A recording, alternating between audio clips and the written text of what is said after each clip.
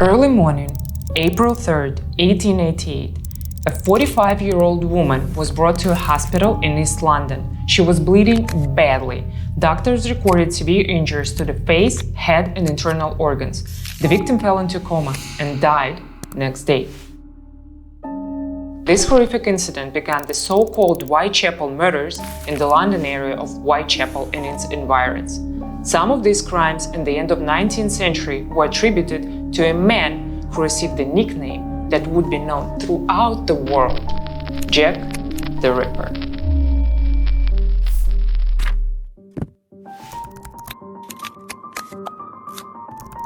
Why is this story still so popular? What was the name of the real Ripper, and did he exist in reality?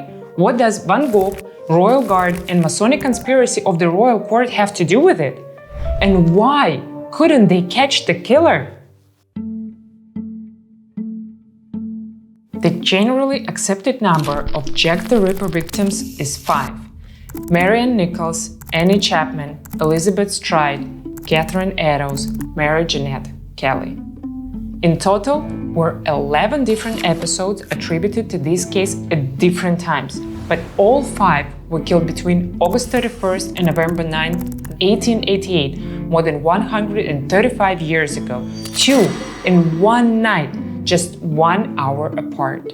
All of them had similar injuries. Their throats were cut twice, with mutilation in abdomen and pelvis. Some of the victim organs were removed. The killer disfigured the faces of the last 2 women. Almost all of the bodies were found close to each other within a radius of 1.5 kilometers. The killer operated at night or early in the morning on Fridays or weekends. Most likely, he attacked suddenly, no signs of struggle.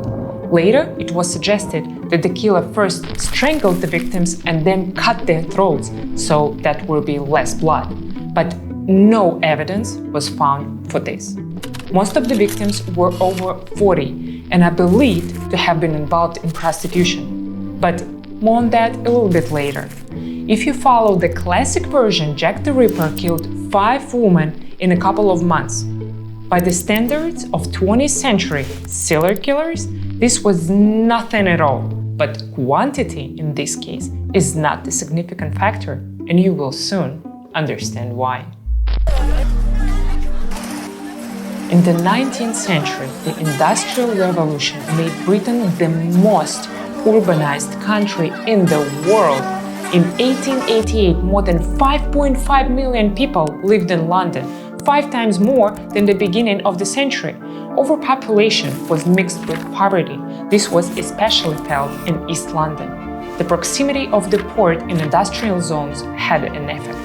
By the end of the 19th century, a third of the residents of the million-strong East End lived in simply terrible conditions. 10 or even more people huddled in very small rooms. The most overpopulated area was Whitechapel and a couple of areas nearby. The population density there was 4 times greater than the average for the capital. Mass poverty remained of the scourge of Britain until the 20th century. Jack London, who arrived from the States in 1902, was shocked by what he saw at East End. The starvation and lack of shelter I encountered constituted a chronic condition of misery, which is never wiped out, even in periods of greatest prosperity. And here is the core of these slums, rooming houses. There were more than 200 of them in Whitechapel and the surrounding area. You would have to share your overnight accommodation with bedbugs and rats. It is clear that these houses were considered a breeding ground for alcoholics, prostitutes, and thieves. Even before the appearance of the maniac, Whitechapel had gained the reputation of the most dangerous area of the city. Even the police didn't bother in some neighborhoods. There was plenty of crime in Victorian London, but mostly it's robbery, fraud, and domestic violence. The same prostitutes are constantly beaten and robbed. But now you will be surprised. Murder at this time is very rare.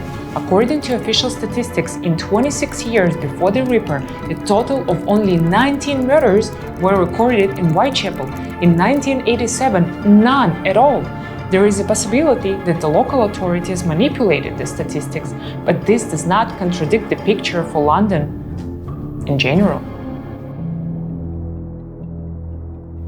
In the second half of the 19th century in the British capital, there were no more than 1.5 murders per 100,000 population. The percentage of the violent crimes has steadily decreased, and in almost half of the cases, the victims of murder were infants who were killed by their own mothers out of poverty.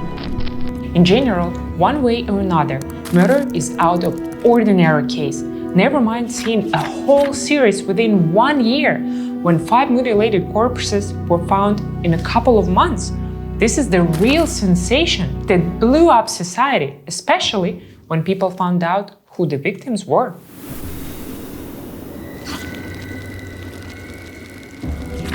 Victorian newspapers dubbed the victims of the maniac unfortunate. This was how prostitutes of the lowest level were described, who sold themselves to pay for a bed in a rooming house for 4 pence, that's about $3, and for 8 pence in a club house, you could rent a double bed and turn it into a brothel.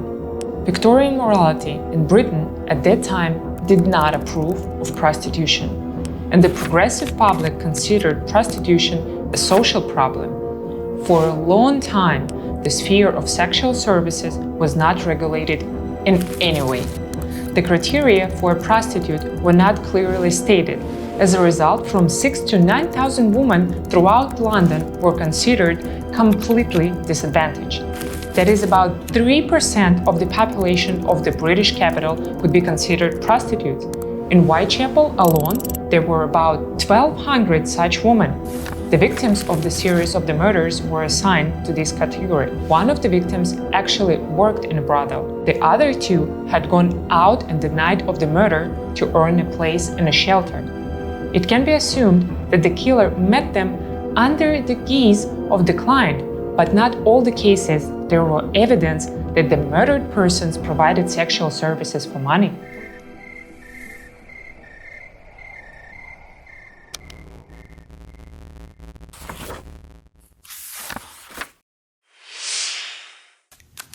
For example, Catherine Eddowes, one of the victims of a double murder, was simply returning to the shelter from the police station. The man with whom she lived off and on for 7 years claimed that Eddowes did not sell herself. In general, all of the victims of the Jack the Ripper had the experience of more or less permanent relationships, and they did not vegetate in the slums all their lives. Before finding themselves in Whitechapel, the woman led a modest but quite decent lifestyle. At least 3 of the 5 victims, according to their acquaintances, made a living mainly by washing, cleaning, sewing, selling flowers, and all sorts of different stuff.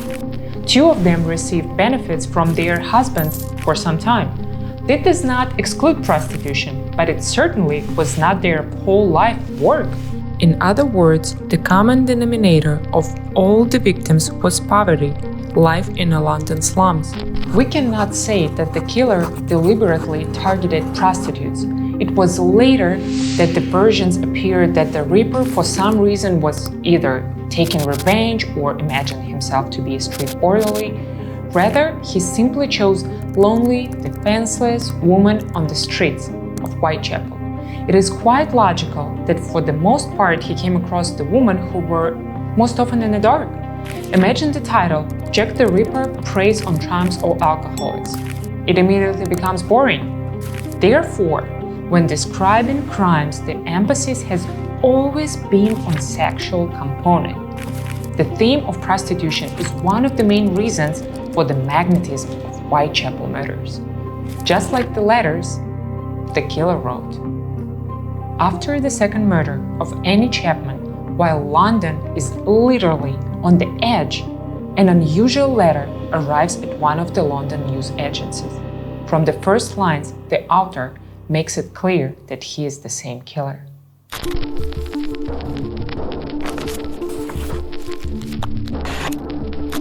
The message is written in red ink and looks mocking. The author openly makes fun of the police and ridicules the most common versions of the killer at that time. The sender promised that he wouldn't stop ripping horse until he gets buckled. He wrote it just like that. He promised to cut off the next victim's ear and send them to the police. At the bottom, there was a signature that would go down the history. Yours truly, Jack the Ripper. Since then, this name would become a household name. Journalists forwarded the letter to Scotland Yard, where the letter was initially considered a joke. But 3 days later, double murder occurs and one of the victims is actually missing a part of an ear. The next day, another postcard arrives, where the author posted that he had now killed 2. The handwriting and style are reminiscent of the first letter. The most amazing thing is that there is still no absolute proof that this letter was written by the real killer. The writing style, red ink, some kind of bloody print smeared on the card, all of this was reminiscent of a cheap horror stories. And the nickname Jack the Ripper itself is more like a journalistic trope. The Central News Agency, where the letters arrived, was notorious among journalists. They twisted the news and spread rumors. The agency tried to compete with the news leaders of the time, like Reuters. And Scotland Yard seemed to understand this, but they still decided that it would be useful to identify the author, and they couldn't come up with anything better than printing and distributing a bunch of letters with imprint of these letters. At the same time, exact copies of the messages were published in newspapers. Well, the idea was maybe someone from the public suddenly recognizes the handwriting and tells where it came from and reveals their authorship. But people reacted differently. The press and Scotland Yard were simply inundated with letters containing partial or complete confessions. People simply copied the text of the maniac's messages. Essentially, it turned into a spam attack. People enjoyed playing the Ripper. It isn't known how many such reports the police received, but they wrote not only to Scotland Yard and not only to newspapers.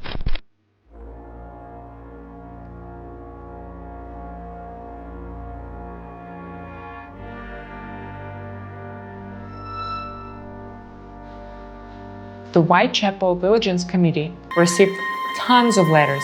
This is a social structure that was established by a group of local entrepreneurs in the midst of the murders.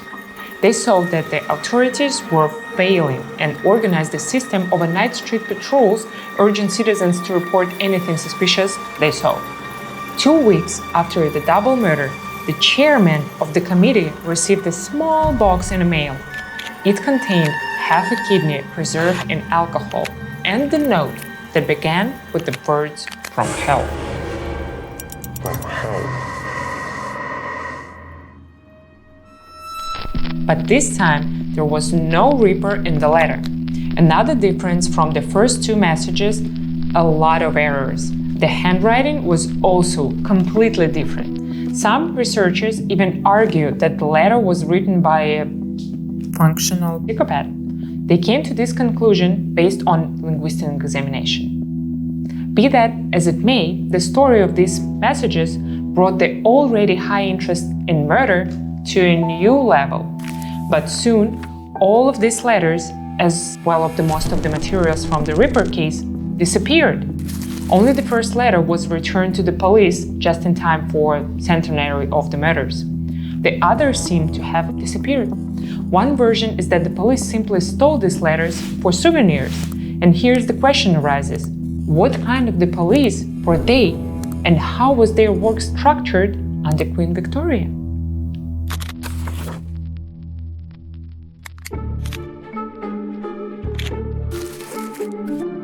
The police, who could not catch the criminal in the London patch, were criticized. The investigation into the Whitechapel murders was primarily carried out by the Metropolitan Police, which covered most of London. But city police officers also got involved in the case, and after the third case, detectives from Scotland Yard were sent to help local detectives. Remember we talked about the terrible overpopulation of London? On average, there was one patrolman per 600 residents. In addition, meeting with the police could be easily avoided if you knew the schedule of their routes. Almost every local boy knew them. At that time, a plainclothes constable was also on duty on the streets, but the public still considered this insufficient. The public not only enthusiastically followed the investigation, but tried to help him as the best that they could. In their letters to newspapers, people offered a wide variety of options for straightening the police. Most often they required the use of sniffer dogs. They also suggested distributing whistles to prostitutes and negotiating with local gang leaders to track down the maniac. They demanded the constables would provide it with bicycles for quick and silent movement, and that the stations would provide it with telephone communications. There were another option: fishing with live bait. The killer had to be brought in by the most effeminate police officers in women's clothing and steel collars in order to keep his throat intact. By the way, the practice of decoys was in fact used by the private detectives who were hunting for a reward. The total reward for the Ripper's head exceeded £2,000, or more than $300,000 in modern times, a significant amount of money.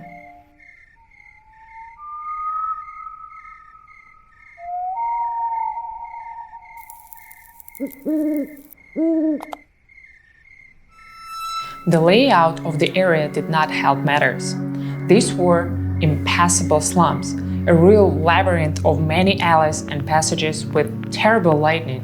As a rule, there were only ever one gas lamp for burning in the entire street. The witnesses who were in the first to find the corpses did not even immediately understand what they were seeing in front of them. There were also problems with the processing the suspects. Forensic testing was still in its infancy and fingerprint identification was not widely used. The blood type could not be determined either, and the work with the crime scene left much to be desired. For example, photographs of the murdered were taken primarily for their identification and not for investigation. Therefore, only one victim was photographed directly at the scene at the murder, along with the situation. Pictures of the others were taken in morgue. Often, they tried to remove the bodies from the streets as quickly as possible, so as not to embarrass the local population. This greatly affected their quality of investigation. Police interviewed more than 1,000 witnesses. Almost all victims were seen in the company of one or more men shortly before death. Some even heard snippets of conversations. But the description of these people ranged from a plump red-haired man in a mantled coat to a spectacled gentleman with a dark mustache and a gold chain. There were similarities, like a middle-aged man, but what to do with such vague descriptions? There was no single type that would appear in all cases, all high-profile murders. In addition, witnesses could be confused in their testimony. Some just wanted to take part of an interesting case or sell their story to journalists and therefore made up the idea that they allegedly saw something suspicious there. There were also those who deliberately lied to put the police on the wrong trail. In total, the police investigated more than 300 people for involvement in crimes. 80 were arrested, but no one was ever charged. Who were among the suspects? Initially, these were doctors, butchers, slaughters. The Ripper's surgical skills spoke for themselves. Moreover, the victims' organs were removed very carefully in a fairly short time. There were many slaughterhouses in the area. The killer, stained with blood, could calmly return to work and not arouse any suspicion at all. The police arrested a local butcher of Swiss origin named Jacob Isenschmid. Those surrounding him, including his wife, complained that the man was in an adequate state, he behaved aggressively, waving a knife around, and at the night he went out of unknown location. Why not Jack the Ripper? But after his arrest, the killings continued, and it became obvious that this was not a butcher. The newspapers seriously discussed the need to close the slaughterhouses. Allegedly, the sight of blood fuels unhealthy appetites, and meat was called food alcohol, which provokes aggression. But among the experts who performed autopsies on the bodies, there was no clear opinion about the profession of the criminal. Some believed that the killer was really well versed in human anatomy at the level of the qualified doctor. Others believed that the Reaper only knew how to slaughter cattle. In each case, the mutilation was effected by a person who had no scientific or anatomical knowledge. In my opinion, he does not even possess the technical knowledge of a butcher or horse slaughterer, or any person accustomed to cut up dead animals. At the request of the investigations, the surgeon not only studied the nature of the injuries, but was able to draw up a portrait of a possible killer. The murderer must have been a man of physical strength and of great coolness and daring. There's no evidence that he had an accomplice. He must, in my opinion, be a man subject to periodic attacks of homicidal and erotic mania. The murderer in external appearance is quite likely to be a quiet, inoffensive-looking man, probably middle-aged and neatly and respectably dressed. No traces of sexual violence were found on the corpses, but parts of the body were mutilated. The killer could well have compensated for his desires in a way that could not be easily realized. So Bond ended up with a fairly advanced description of a maniac for that time. It is assumed that the suspected killer did not take the victim organs at all. They might have been removed by the mortuary staff before the official autopsy, so they can sell it to the organ market. That's why it worked out so neatly. All the time, rumors were circulating in London that the American doctor was looking for female reproductive organs and was willing to pay £20 for them. Surgeon Bond did not share this theory. He generally went down in history as one of the first profilers. In addition to butchers and medical students, docks and ships in ports were intensively inspected. Fortunately, the crime scenes were within easy reach. The killer could have been a sailor who, after committing another crime, went sailing. This is how a crew member of one of the merchant ships came under suspicion. He communicated with one of the victims of the night of the murder, but his guilt could not be proven. These exotic versions started to pour in. For example, the theory about ritual killers. It was believed that the killer left a private place in the room of the last canonical victim, Mary Jane Kelly, as a sort of ritual. Her murder turned out to be the most brutal of the series. The body was so mutilated that Kelly could barely be identified. Another hypothesis is connected with this episode. Some witnesses allegedly saw the girl alive and well after the murder. Then it turned out that they were simply mistaken. But from this grew the theory that the killer was woman, the hypothetical Jill or Jackie the Ripper, burned her blind-stated belongings and dressed as a victim's clothes. That's what explained why the witnesses were so confused. The version about the female killer was quite popular. It would have been much easier for her to gain the trust of the victims and lull their vigilance. The Reaper could have been a midwife or slaughter cattle, hence her anatomical knowledge, or could have impersonated one. And it's very convenient if they suddenly see one in her bloody clothes. An advocate of this version was Arthur Conan Doyle, author of Sherlock Holmes. Many years later, the police began to classify real criminals as maniacs. The most famous of them is Mary Piercy, who was executed in December 1890 for the murder of her lover's wife and their daughter. The police did not believe these theories, but who did they, detectives themselves, suspect?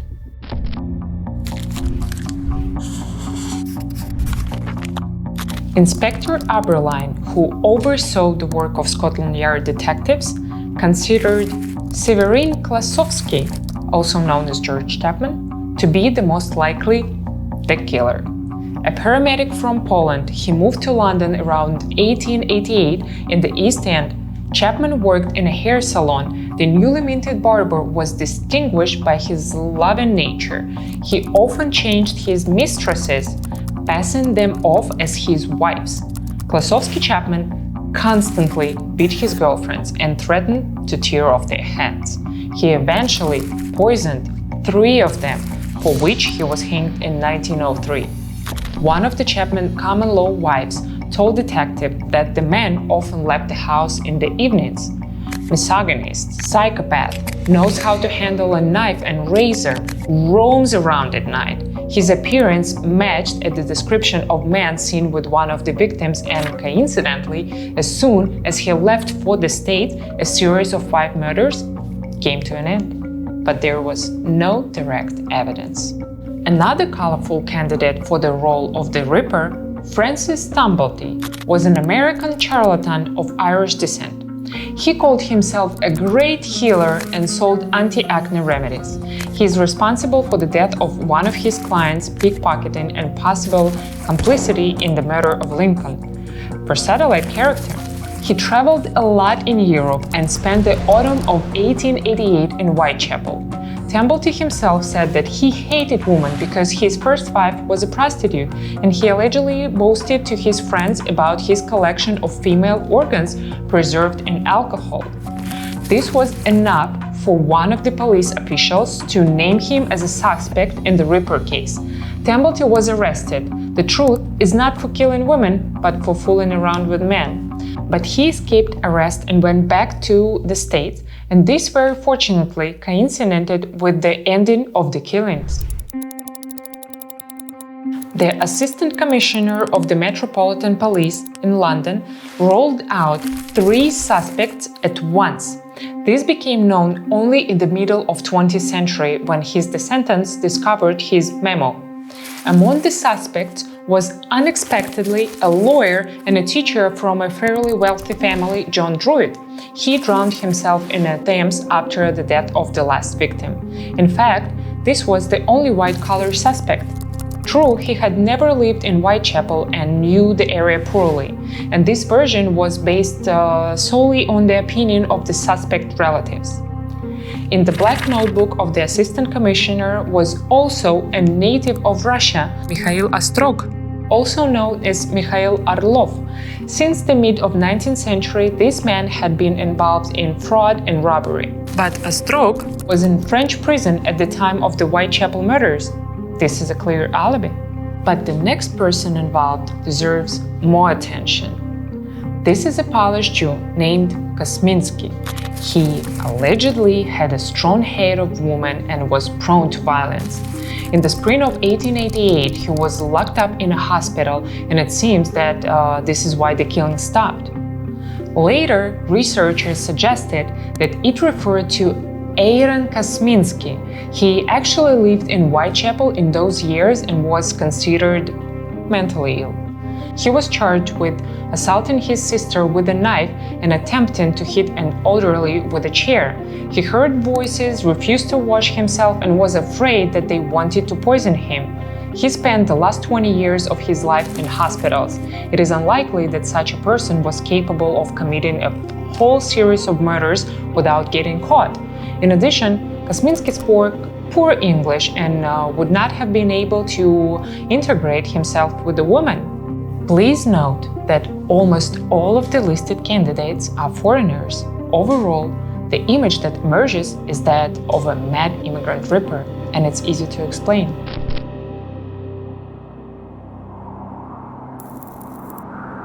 Jack the Ripper is not the only nickname for the Whitechapel killer. Even before the notorious letters from Jack appeared, newspapers accused local resident John Pizer, nicknamed Leather Apron, of crimes. According to legend, this Leather Apron terrorized prostitutes in the slums of the East End for years, beating, threatening, and taking money. The criminal always wore a leather apron. hence the nickname. He was even credited with a superpower. Supposedly, he could move silently so he could take his victim by surprise and easily escape the police. In general, in all respects, he was suitable for a role of killer. Rumors about the bloody killer quickly spread throughout the area, and after the discovery of another corpse, unrest began on the streets. And then it turned out that one of the policemen had known a man with the nickname Leather Apron for almost 20 years. It turned out that he was a Polish Jew who repairs and cleans shoes. He actually wore an apron and worked with knives. The suspect was arrested, but his alibi for all episodes was confirmed and the shoemaker had to be released. The suspect, by the way, was even able to sue one of the newspapers for moral compensation. You have to understand that there were quite a lot of Jews among London shoemakers at that time, and most wore leather aprons. One way or another, with the appearance of letters from the conditional Ripper, the panic around the leather apron subsided a little, but the Jews were not left behind. Not far from one of the crime scenes, police discovered a remarkable chalk inscription on the wall. They didn't have time to photograph it, and the constables each recorded it differently. Therefore, several similar options have come down to us. It said approximately the following: "The Jews are the men that will not be blamed for nothing." True, the word Jews was written with 2 spelling errors, and it's generally unclear whether the author was a Jew. Next to inscription lay a piece of clothing from one of the victims. A version immediately arose that the graffiti was left by the killer himself, or that he was mocking the police in his way if he was a Jew. Or, on the contrary, he tried to confuse the detectives and provoke ethnic unrest. But in reality, anyone could have made the inscription. The area was not known for its tolerance. Therefore, the commissioner of the Metropolitan Police made the controversial decision to erase the inscription without even waiting for the photographer. He was later criticized by many for destroying the evidence, but his fears of the mass unrest are understandable. Along with the workers from the province of London, the second half of the 19th century was filled with foreign migrants, and these were mainly Jewish refugees. From 1881 to 1914, more than 150,000 Jews came to Britain. The main flow came from Eastern Europe and the Russian Empire. People fled from the pogroms. In England, immigrants settled mainly in the poor areas in London. These were just the slums of the East End. At the time of the Rippers' activity, Jews may have constituted almost half of the population of Whitechapel and neighboring areas. These areas were called the Jewish colony in London. New migrants joined the ranks of the urban poor and worked 18 hours a day. Refugees disrupted the already unstable labor market and halved the wages of tailors, shoe markets, and carpenters. The British saw the Jews as competitors in the struggle for survival. Populist politicians demanded strict restrictions on migration. In 1905, the Allies Act was passed. Such things as immigration control and registration appeared. Getting into the country is not as easy as before. Some researchers believe that in the Ripper case, the Jewish trail was spun out specifically in order to pass the necessary laws. Jews were not the only visible diaspora in the East End. In the mid-19th century, about 200,000 Irish moved to England, fleeing the potato famine. Among them were the parents of one of the victims of the Whitechapel murders. Many migrants took jobs in the docks and settled at the East End. People from Ireland in London gained a reputation as drunkards and brawlers. Despite their differences with Jews, both groups were considered politically unreliable by British. In the 1880s, the British government passed a series of laws restricting the rights of the civilian population of Ireland. The laws caused a wave of discontent among the London Irish. The authorities were especially afraid of the movement of Irish revolutionaries who practiced armed methods of resistance. Their cases were investigated by the same detectives who investigated the Ripper case. And a popular version was that the murders in Whitechapel were supposed to shake up the situation in London. The height of conflict occurred on November 13, 1887, 6 months before the start of the murders in Whitechapel. The event went down in history as Bloody Sunday. 10,000 demonstrators clashed with 2,000 police and a couple of hundred military personnel, resulting on 400 arrests, 75 seriously wounded on both sides, and 1 death. The rallies were attended by a progressive public who wanted to achieve justice. From social reformers to philanthropists and writers, they spent a lot of time in East End and then wrote about how terrible everything was, how women were being killed here, how the system was to blame and the system needed to be changed. In reality, the Ripper case could have hastened some reforms. Already in 1890, a number of amendments were adopted that established minimum living standards. The most hellish areas of the slums began to be slowly cleared. Playwright Bernard Shaw quipped that the Ripper was more effective than the Social Democrats with all their agitation and education. He, of course, meant the influence on the press, which suddenly became fired up with the ideas of social justice. Jokes aside, but without journalists, no one would have known about the Ripper.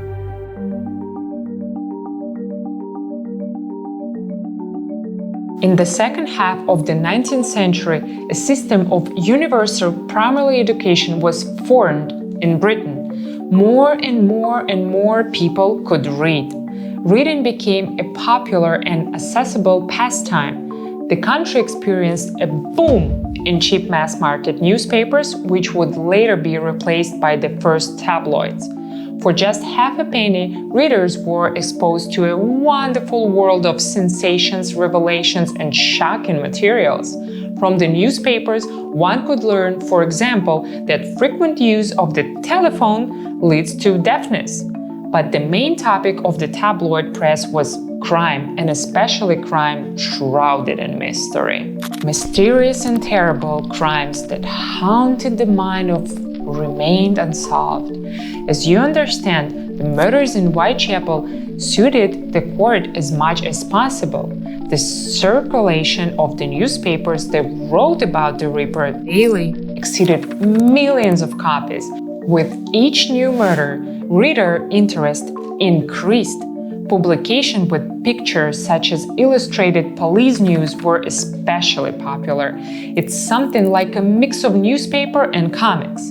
The newspapers published the materials of the investigation, what the witness said, what time the body was found, how it lay, what the gutter body looked like, and everything in every minute detail. But the newspapers did not just describe the crimes, but seriously influenced the course of the investigation and inflated sensations. It was journalists who, after several murders in Whitechapel, suggested that the one person was behind them. The media actively put forward various versions about the identity of the killer. Journalists didn't think much about fact-checking and exploited prejudices with all their might. A striking example is the story of the same leather apron, which almost led to pogroms. The police had to respond to publications and check versions from newspapers.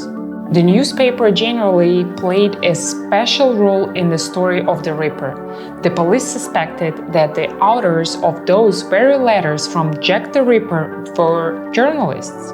But only in 1931, a former employee of the Star admitted that it was he and a colleague who at one time came up with the nickname for the killer and wrote these letters. So the reporters wanted to promote the newly launched newspaper through the topic of the murders.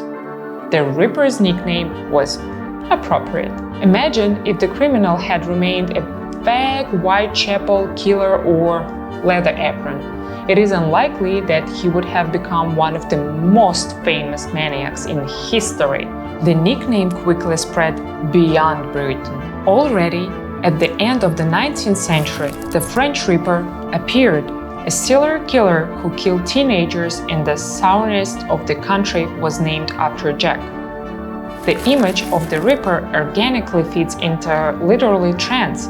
The population then read cheap pulp novels about maniacs, vampires, and other horror. Such fiction had millions of copies and they cost 12 times less than, for example, Dickens books. The Ripper was born as an element of the show and immediately gained popularity. Before the bodies of the victims had time to cool down, wax figures of the Jack began to be displayed on the streets of British cities. The first literary adaptation of this story appeared in mid-October 1888, a month before the fifth murder. That is, the victim could well read a Gothic story about a mysterious maniac and then meet him face to face. The killer's future victims also actively followed the developments until they themselves became participants in this show. If you believe the witnesses, they discussed the details of the crimes with other guests of the rooming house, and one of them, almost on the night of her murder, boasted that she knew who were the hiding behind the mask of the Jack.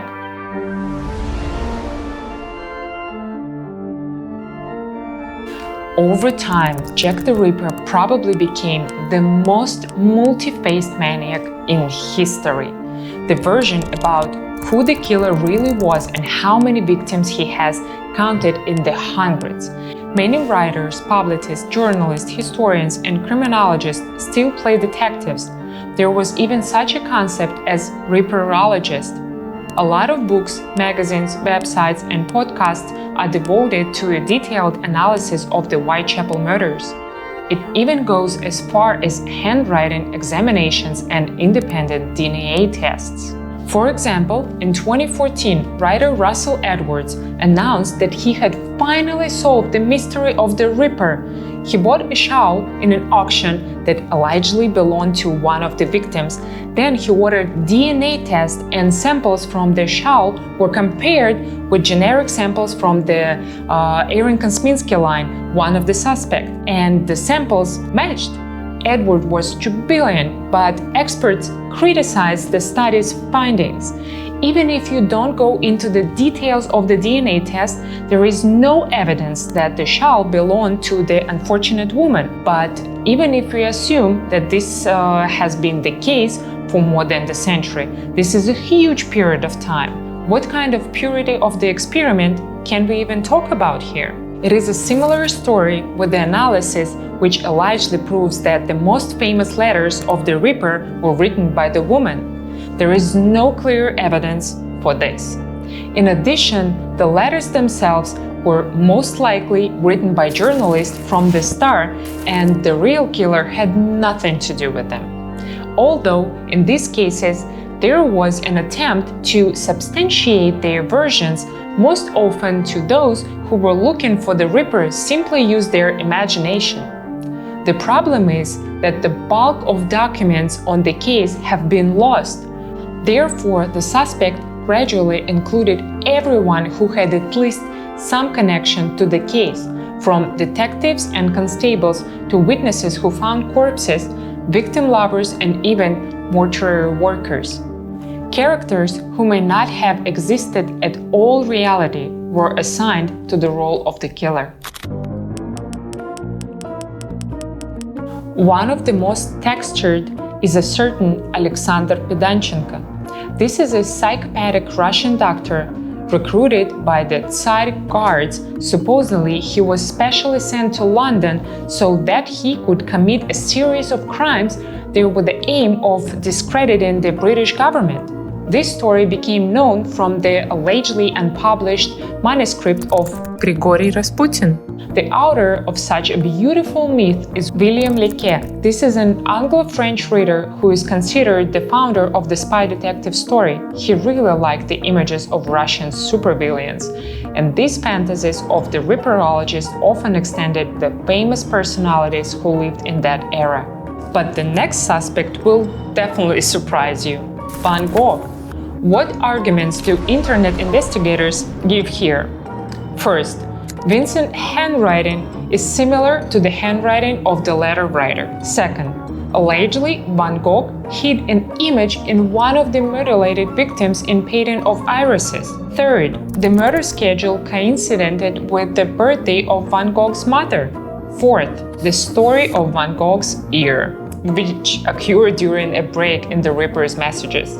This all sounds fascinating, but even such an interesting conspiracy theory does not stand up to serious criticism. And now we come to the version that attracts a lot of attention. It can be called a royal Masonic conspiracy. Prince Albert Victor is the eldest grandson of Queen Victoria. He studied with the artist Walter Sickert. The royal took a liking of one of his models. A romance began between them, which led to the birth of a child. But the girl was not only a commoner but also a Catholic. Oral and darkness for a conservative Protestant society. Albert Victor was second to the line to the throne, and his daughter was a potential heir. British Prime Minister Lord Salisbury, who was also an influential freeman, soon learns about his story. He feared that this novel could provoke the collapse of the throne and revolution. By his order, the prince, beloved, was locked in a hospital from which she never left, and the child remained with her friend, a prostitute named Mary Jane Kelly, the same victim of the Ripper. Allegedly, she, along with her friends and other victims, decided to blackmail the British crown. Therefore, Salisbury, with the blessing of Queen Victoria's grandmother herself, instructed his subordinates to get rid of her. The task was successfully completed by the doctor of the royal family, a member of the Masonic Lodge, Sir William Gogh. The highest ranks of the Metropolitan Police naturally also Freemans knew everything and even helped cover up their tracks. This conspiracy theory is very popular among figures of the pop culture. This is how the modern image of the Ripper arose: a gentleman in a black cloak and a top hat, and sometimes with a bag in his hands. The conspiracy plot, in one variation or another, lies at the heart of the most famous films about the Ripper. From Murder by Decree of 1979, the Ripper is confronted by Sherlock, before the BBC series with Michael Caine and the film From Hell with Johnny Depp. Rumors about the involvement of a high-ranking doctor in the murders circulated at the end of the century, but they were not taken seriously. There was a much more radical version that the prostitutes were killed personally by the prince, who allegedly went mad due to syphilis, and that the royal doctor Gogh simply covered for him. Then the roles changed a little. The author of the hoax was the certain Joseph German, who called himself a son of the artist Sickert, and that the same girl, the prince's daughter from a Catholic mother. But this whole harmonious version collapses under the pressure of one small fact. Albert's conditional child from such a marriage could not claim the throne on formal grounds. In fact, he was considered illegitimate. Queen Victoria did not consent to this marriage, and the child's mother was a Catholic, so there was no threat to the British crown, and no revolution would have happened.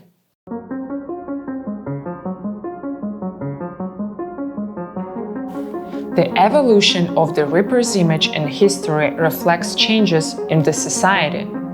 In the 19th century, conspiracy theories more often linked the Ripper to migrants, and there was a sense of threat from the outsiders.